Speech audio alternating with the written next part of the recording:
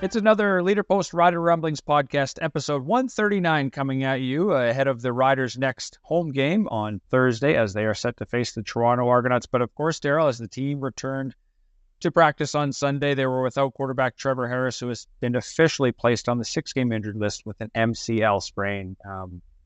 Obviously, tough news for a team that has gotten off to a pretty good start at 3-0. So where do they go from here? Yeah, really a surprise in my mind, especially after watching him in the last game. Hey, Taylor, that he was trying to get back onto the field into the game. So you think, well, it's not that serious, but it sounds like a MCL problem. So strain or a sprain, I don't know. There is a bit of a difference, but Corey Mace couldn't tell us exactly what the difference was, and they might be a little while. It was Trevor Harris was out on the field as I saw him. Didn't you see him? Yeah, he was there on Sunday. Had a big brace at, over his knee. Yeah, was walking around fine. And Corey, yeah, with a limp though. Corey right? said it was moderate, not season-ending. So, they'll probably reevaluate him in a month or so and see where he's at. Yeah, that's a horrible loss for this football team. He's not only the key to their offense. I think he's the key to the locker room too. Right?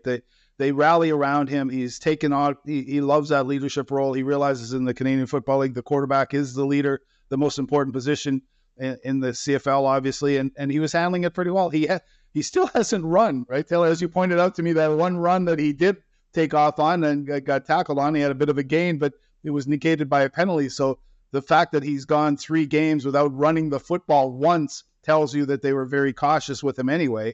He's not a running quarterback, but they've told him, listen, it's probably better for you just to take an easy sack than it is to run the football and don't risk anything.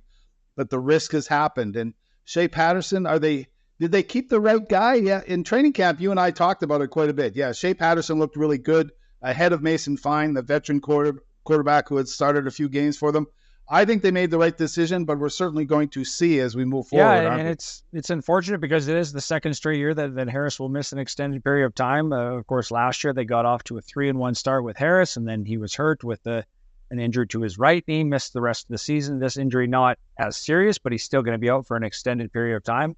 They're off to a 3-0 start, so do you think they can continue that pace, or do you think they're going to sort of, I don't want to call it collapse and fold like they did last season, but you could kind of tell the wind was out of their sails last year when Harris got hurt? Or is this a similar situation this year? They were looking for a reason, I think, to fall apart last year. I know that sounds a little bit silly, but I don't think they were all on board with head coach Craig Dickinson and his staff. This year, there's a different feeling around it. You and I have noticed it, that they like Corey Mason as the head coach and the new head coach and his coaching staff. They really feel like part of a family, which is what he preaches over and over and over again. So I think we're really looking forward to that. When you talk to the players, as we did leading up to Thursday's football game, they're pretty gung-ho about Shea Patterson having an opportunity. Of course, they say, listen, we're going to miss Trevor Harris. Of course we are. But what a great opportunity this is for Shea Patterson. We know he can do it. He's done it before. He didn't play particularly well in his relief appearance when Trevor Harris did get hurt in that game.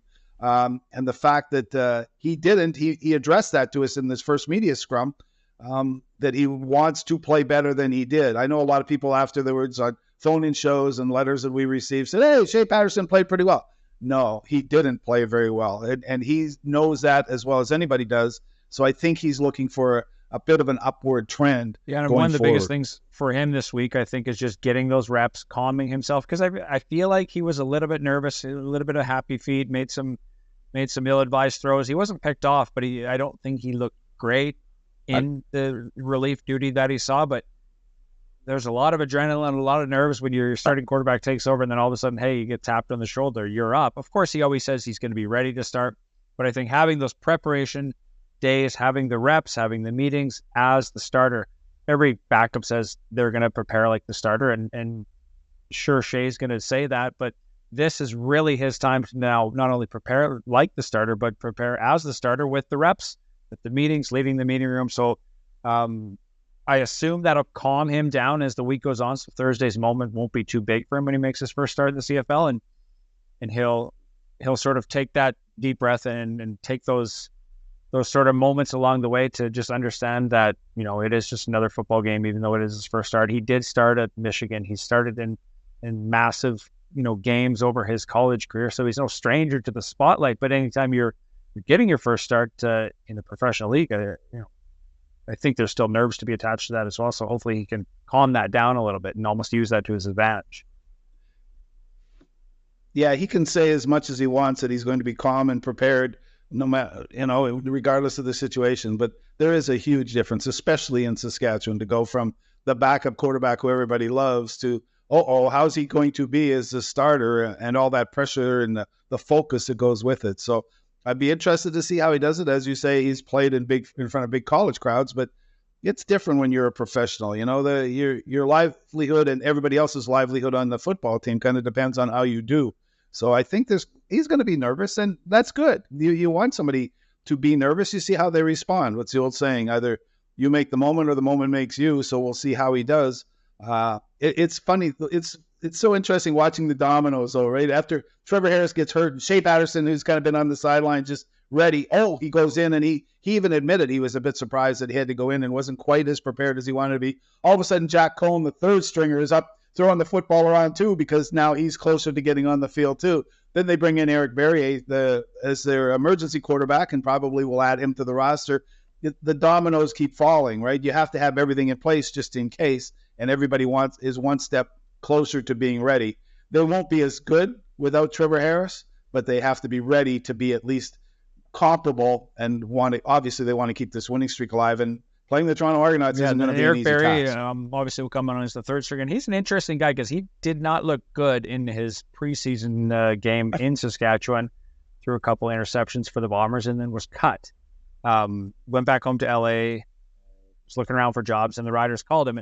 And I don't know what connection was there other than maybe that they saw him against, because they would have had a lot of options. You asked Corey Mason about Mason Fine and if they wanted to explore that road to bring in another veteran backup, and I think that bringing in a guy with upside and potential and some fresh sort of perspective, and a guy you can groom as the third stringer is a little bit more important than say a guy like Mason Fine. But it's interesting that they went out and signed him, because Zach Collaros, he didn't finish that game for Winnipeg on the weekend. So I wonder if Winnipeg was going to make a phone call to Barrier before Saskatchewan got him on the line.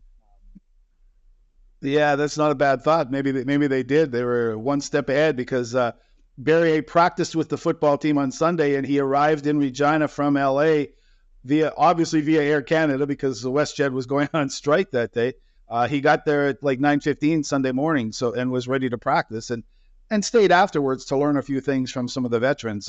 You're right, he didn't look very good in his preseason game when he played for Winnipeg, and he admitted that he didn't want to. But he's from basically, what should we call it? CFL College U, right? East Washington is Bo Levi Mitchell, Vernon Adams, Mike Riley. There's been a bunch of CFL quarterbacks come from that school. So he's next on the list. He's broken a lot of their records. So I think there was some expectations. Winnipeg didn't have room for him, and Saskatchewan didn't at first either. I had no problem with the roster decisions Saskatchewan made. That Corey Mace decided Antonio Pipkin, get rid of him. He's no good. Get rid of Mason Fine. He's never shown anything as far as they're concerned. Bring in somebody new, and maybe here's a guy with maybe a fresh start. Desperate too, as you talked about, to him to write your feature story on him. The interesting applying at IKEA, right, to get a job. A lot of these guys have football, hoping they make it, and if not, what's their fallback? Hopefully they have degrees and other things, but they have to get into the workforce. So when you're desperate and you really want to play hard, and he's got some talent, obviously, to have amassed what he did in college. So he's going to want to play very hard, and he seemed like a nice enough guy, didn't he? When he was enjoyable to talk to. Him and Shea Patterson are actually teammates in the USFL with Michigan, so there's an interesting connection there. Yeah, small world, this football world, isn't it? Going back to Shea Patterson, I was talking to Mark Mueller, the offensive coordinator, this week, and I was sort of asking him about what options does he have with Patterson over Harris, and obviously he's not going to reveal his game plan, but I think it does add a few wrinkles into running the ball a little bit more, or having some of those RPO run pass option plays that Patterson can run. But then there's the risk that he takes more hits when you get him out of the pocket. So as an offensive coordinator, is using Patterson's legs to your an advantage for your team, knowing that he's already a second stringer, and if he goes down, then raw rookie goes in. What do you think about the likelihood of Mueller, using Patterson's legs this week? It's the most amazing quandary, isn't it, Taylor, that you have to make that decision now. Mark Mueller has called plays to keep Trevor Harris safe, and no matter what he called, they're going to get at him. Good. And as we did say, the hit on Harris was clean. There was no, nothing untoward about it. So that's one good thing about it. There's not many good things about it, but at least there wasn't some guy pulling a Garrett Marino on him or anything and yanking at his legs and playing wishbone. So the fact that Shea Patterson can run is a good thing, because that's one of the reasons why they kept him. But when you're relying on him now, if you lose Shea Patterson, dropping down to Jack Cohn, who hasn't played at all in the CFL and is just learning the game. Maybe he'll be good eventually, but I don't think he's ready for it yet. So that is a risk that Mark Mueller will have to take, and you'll have to decide it. It will open up the offense a bit, because teams were obviously teeing off on Trevor Harris. They knew that he was dropping straight back. He wasn't rolling out. They were starting to get to him. So maybe this adds a little bit of a wrinkle to the Rough Riders offense, but is it worth the risk? No, it's not worth the risk, but they have to do something. They want to keep winning. That's still the most important thing, but you don't want to sacrifice quarterback after quarterback. I think the biggest thing that I will say about Patterson going forward is that he needs to go down and not get that extra yard, unless it's a situation where the game's on the line. But when he's out of the pocket, as long as you go down, and the Riders kind of had that situation with Fajardo a few years ago, where he was sort of that mobile quarterback, and he found a way to stay healthy and dive headfirst is kind of the style that he. He's the worst slider of all time, and he plays baseball. And I've never seen a quarterback worse at sliding than Cody Fajardo. He does a lot of good things, but sliding isn't one of them. So you make a good point about Shea Patterson. Fajardo would always go head first, and we would ask him why he's doing that, and he just said instinct. Yeah, it was terrifying. So, if Patterson can keep himself healthy and use his legs to his advantage, obviously I think that bodes well for the Riders. But it's a tough test, because they have the Argonauts here on Thursday. Toronto just lost to Montreal 30-20 on the weekend, and Montreal is again proven that they're a very, very strong team this year. But Toronto, I think, has surprised a few with the play of Cameron Dukes, who took over for the suspended Chad Kelly. He's got something, right? He's got flashes. He does. Yeah, that it factor. He's a playmaker. He's got some ability. So I think the Riders are going to be in tough. With Shea Patterson getting their start against, I would say, a good Toronto team. Yeah, I agree with you. Toronto's pretty solid. They did lose a lot of people, including Corey Mace and Josh Bell, right?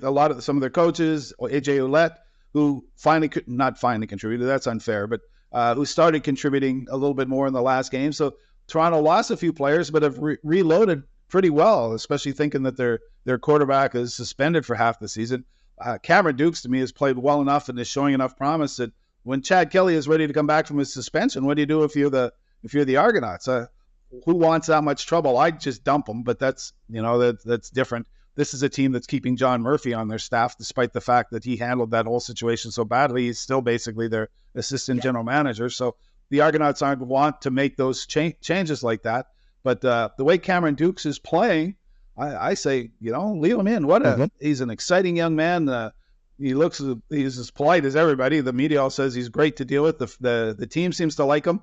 I don't know how much they like Chad Kelly. I don't know how you could think that he's a great guy to represent your football team anymore. And Cameron Dukes is winning, or at least making you competitive, and seems to have a tremendous upside. So it's a tough decision for Toronto. They are a pretty good football team still, and the Rough Riders certainly will on Thursday night at Mosaic Stadium have their hands full. I think one of the interesting things heading into this week was, Corey Mace, Josh Bell, AJ Ouellette going against their former team. Obviously, some of those storylines have been watered down with the Trevor Harris injury, but I still think there's some extra motivation for any player, any coach going against your former team and a team that you had success in. So I think there will be, despite having a Patterson take over, there will be some extra motivation for some of the other guys playing against their former team.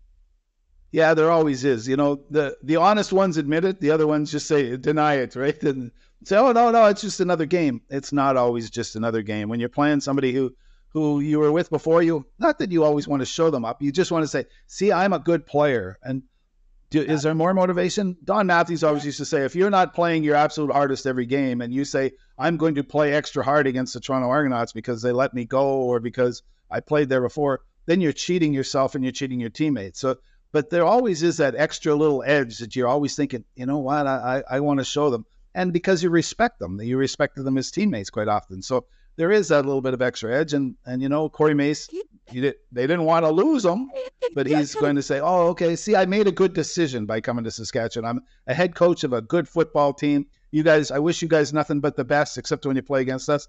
It's fun how that works out. So there's, as you said, there's so many storylines in the CFL when you only got 9 teams. Everybody's played against somebody else somewhere. Your question even to Eric Barriere, oh, you know anybody here? Barriere did know anybody here? Yeah, his teammates with Shea Patterson in the USFL. So it happens that way, and you're always playing against somebody. But the storyline this week, you're right, isn't so much ex-Argos against the current Argos. It's Saskatchewan without Trevor Harris playing against a pretty good football team in the Toronto Argonauts. That motivation, oftentimes when you play against your former team, stems from if they, cut you or you're a cast off of them. But most of these guys left, on their own. AJ left because he wanted to be in Saskatchewan. Same goes for Corey Mesh, Josh Bell, all those guys. So, I think I don't know if AJ is going to be more motivated to play his former team, because he left on his own. I just think he's going to be motivated to now provide support for Patterson. And I think I'm expecting a big game out of AJ Ouellette this week because of the injury to Trevor Harris. Yeah, and after the last game, when Trevor Harris went down, a whole bunch of reporters asked AJ Ouellette, they asked the defensive players, when you lose your leader like that, what happens? Well, we take it upon ourselves to step up. There's that thing again. Well, you were playing your hardest already, weren't you? Yes, but we're aware that we really have to do something to help our team win, because we don't have the guy who usually makes most of the moves to help our team win. So it's a funny dichotomy all the time that it works out that way, but you pick up your game, and the defense did. The defense played great last game, and we are talking mostly about the offense, which we usually do, but the defense basically won that football game for the Saskatchewan Roughriders against Hamilton. So the Riders have Toronto Thursday, and then they face BC, Winnipeg, and Montreal in the next stretch. And those are games, obviously, Trevor Harris is not expected to play in. Riders are off to a 3-0 start. Can they maintain that winning streak? And, I certainly don't expect them to win the next 4, all of the next 4, to go 7-0. But what's the likelihood that they can keep, that success rate going? It was the real gauntlet, isn't it? Talking about this on Rider Rumblings a few times. You and I, Taylor, were saying this is that 4-game package is really going to tell us how good the Saskatchewan Roughriders are. Are they pretenders or pretenders or competitors for the championship spot? Right? They really seem to be good to start with, but they beat Edmonton, who hasn't won a game. They've beaten Hamilton twice. Hamilton hasn't won a game. And now they're playing the teams whom we thought were going to be good. Although they're one of the games is against Winnipeg, which as we speak on this is 0-4, which is surprising to a lot of us, right? But still capable of being a good team. They've weakened themselves in a lot of ways, and so it was going to be a tough 4-game set. And I know the Roughriders and their fans would prefer it if Trevor Harris was the starting quarterback. Nothing against Shea Patterson, but he's the backup because Trevor Harris is the guy who should be leading this football we talked team. About Toronto. We know Montreal's good. BC is obviously, I think, probably the best team. But just back to Winnipeg for a second. Off to an 0-4 start. Surprising because of how good they've been in recent years. But when you look at the team, they're just, on paper, they're certainly not as strong. And then their product on the field is just not as, it's not what it once was. So what do you think is the issue over there? Well, they've gotten old, right? And Mike O'Shea, too. Knows how to coach the team, but they were on their way up when Mike O'Shea started taking them over and won Grey Cups with them and they've been in the last 4 Grey Cup games, right? So they've been doing something right. You can't just say they've lost it completely, but they have gotten old. They also have lost Kenny Lawler, their leading receiver, Dalton Schoen, their leading receiver, with serious injuries. They lost Jamarcus Hardrick to the Roughriders, their right tackle, as a free agent. Patrick Neufeld, who we all like because he's from Regina, is showing his age. Stanley Bryant, the other left tackle. That offensive line isn't the great offensive line it was protecting Zach Collaros for how many years. So that's where the key starts, right? That's where they start fading and losing those great receivers.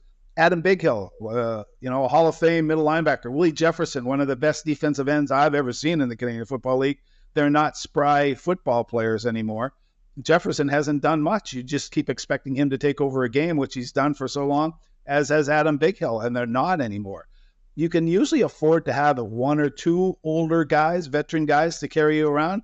They're relying on 6 or 7 or 8 of them when you look through their entire roster, and they're not as strong or playmaking worthy, I guess is a big way to say it, as they were in a couple of years ago. So it's a surprise. Are they going to not win a game this year? No, they'll win a few games, and maybe one of their chances is against Saskatchewan, but they're not the same team they are anymore. And when you say BC is probably maybe one of the best teams in the West, it looks like Saskatchewan and BC right now are the cream of the crop. I still can't believe Calgary's in there because I'm not a huge Jake Maier fan, but they're playing okay and are probably going to be competitive. But it's interesting if we keep watching Winnipeg fall by the wayside.